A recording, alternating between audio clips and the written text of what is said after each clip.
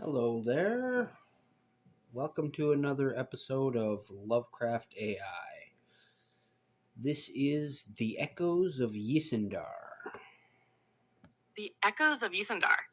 The story I now recount comes not from a single mind, but through the fragmented accounts of men and women separated by centuries, yet bound by a shared horror. At the heart of this tale lies the enigmatic ruin of Ysendar, a place where the fabric of time seems to fray and twist, and where each who encounters it leaves a piece of themselves behind, perhaps forever.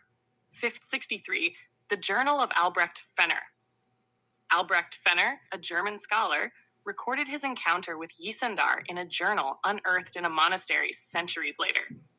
Fenner had been traveling through the Carpathian Mountains, drawn by rumors of a peculiar ruin that defied all known architecture. His account begins with his arrival at a clearing, where a crumbling tower stood amidst an unnatural stillness. The stones of the tower were unlike any I have seen, he wrote. Their surfaces bore markings. No fractures, that seemed to shift when I gazed upon them. The air was heavy, as though laden with the weight of unseen centuries. When I touched the stone, a jolt coursed through me, and I saw things, visions of men and women clad in strange garb, moving through cities that rose and fell in the blink of an eye. Fenner described hearing whispers in a language he could not comprehend, but the meaning was clear. Warnings, pleas, and fragments of names. One name appeared repeatedly, Ysendar. That night, he dreamed of walking through a city both ancient and impossibly advanced, its towers piercing a sky where stars swirled in chaotic patterns. When he awoke, the tower was gone, and he found himself miles from the clearing with no memory of how he had traveled. 1817. The Letters of Dr. Amelia Thorne. Dr. Amelia Thorne, a British antiquarian, visited the same region while cataloging obscure ruins for the Royal Society. Her letters to her sister detail her encounter with what she described as a place that gnaws at the edges of reality. The locals spoke of the Tower of Ysendar with fear, she wrote. They claim it appears only under certain conditions, a fog that tastes of iron, the sound of bells that cannot be traced. It is not always there, but when it is, no one dares approach. Amelia, undeterred, ventured to the clearing and discovered the tower much as Fenner had described it. She noted the same shifting fractures on the stone, though she also reported inscriptions that flickered between languages. One phrase caught her attention. Time devours its own tail. Like Fenner, Amelia experienced vivid visions. In her case, she saw a man clad in Renaissance attire, later identified from Fenner's portrait in the monastery archives, and a shadowy figure whose face seemed to change with each heartbeat. She was horrified to recognize herself among the images. Trapped in the tower, her mouth open in a silent scream. Her final letter, dated 2 days after her visit, spoke of a peculiar phenomenon. The tower is alive. I know this now. It binds us, past, present, and future. I fear I have always been part of it, even before I was born. She disappeared shortly after. 1936, the report of Litzine, Alan Dreyfus. Alan Dreyfus, an American officer stationed in Eastern Europe during the turbulent interwar years, documented an encounter with Ysendar in his personal log. Tasked with surveying remote areas for strategic purposes, Dreyfus and his men stumbled upon the clearing during a thick, unnatural fog. The structure seemed out of place, he wrote. The men were uneasy, their voices hushed as though afraid to disturb something ancient and malignant. As we approached, I felt an overwhelming sense of déjà vu. The markings on the tower glowed faintly, pulsating like a heartbeat. Dreyfus described an incident that defied explanation. One of his men, Corporal Jenkins, touched the stone and vanished, only to reappear moments later in a state of near madness. Jenkins babbled incoherently about a city of shifting time, where shadows walked backward and forward all at once. The most chilling entry in Dreyfus's log reads, I saw myself within the tower, staring back at me through the cracks in the stone. I was older, my face weathered by years I have not yet lived. I whispered something to myself, a warning I could not hear. The tower is not a place. It is a knot in time, a paradox that ensnares all who enter its grasp. Present day. The testimony of Dr. Hannah Patel. Dr. Hannah Patel, a physicist studying temporal anomalies, conducted a private expedition to the location of the alleged tower. Using advanced equipment, she detected unusual fluctuations in the surrounding electromagnetic field, consistent with theoretical models of time distortion. I didn't believe the stories, she admitted during a recorded interview. But when I arrived, the air was heavy, charged with an energy that made the hairs on my arms stand on end. The tower was there, exactly as described in the old accounts. Dr. Patel's instruments recorded phenomena that defied the laws of physics. Time loops, objects appearing and disappearing, and voices whispering through the static of her communication devices. Among the voices, she distinctly heard her own, calling out from what seemed to be both the past and future. Her final entry is chilling. I touched the stone. I saw everything. The scholars, the soldiers, the ones who came before, and the ones who will come after. Time is not linear. It folds, twists, and devours itself. Ysendar is the nexus, a wound in the fabric of existence. And now, I am part of it. Epilogue. The ruins of Ysendar have never been found, despite numerous expeditions. The accounts of Fenner, Thorne, Dreyfus, and Patel remain the only evidence of its existence. Yet, scattered throughout their writings are cryptic references to others, figures who have yet to encounter the tower or who exist in times long past. It is said that those who dream of the tower are marked, their fates entwined with its endless paradox. Perhaps you, dear reader, will hear its call someday. And when you do, you may find yourself walking paths trodden by those who came before and those who will come after, forever trapped in the eternal echo of Ysendar. Well, dear readers, dear listeners, I hope you enjoyed that story. I thought that was pretty good. Um,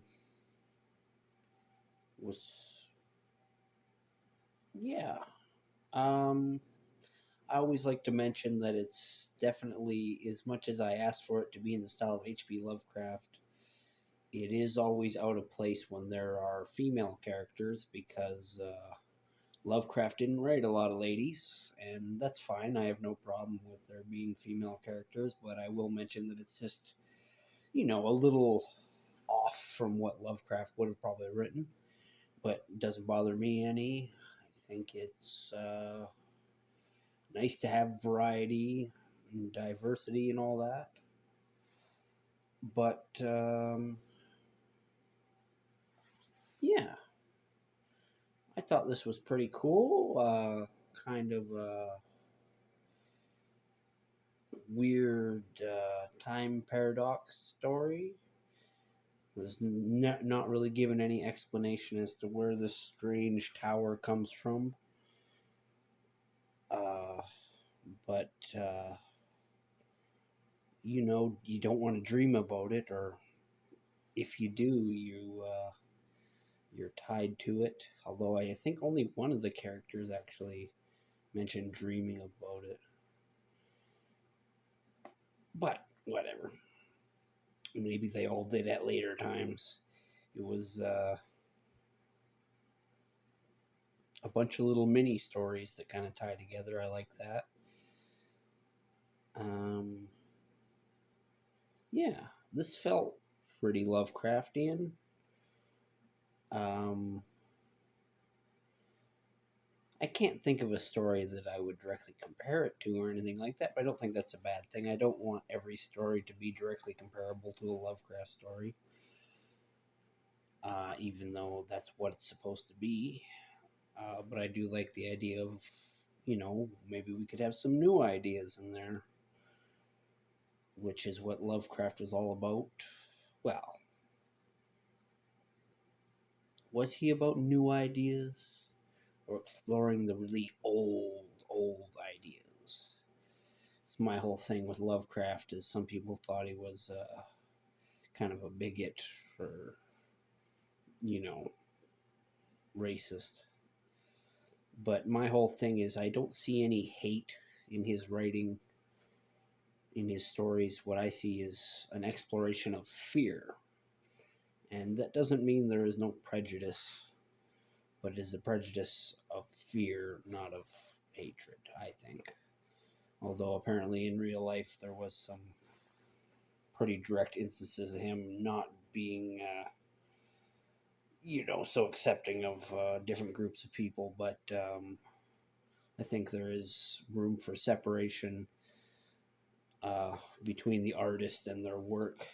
And like I say, I saw an exploration of people's fears and and weirdness, and not just fear, but celebration of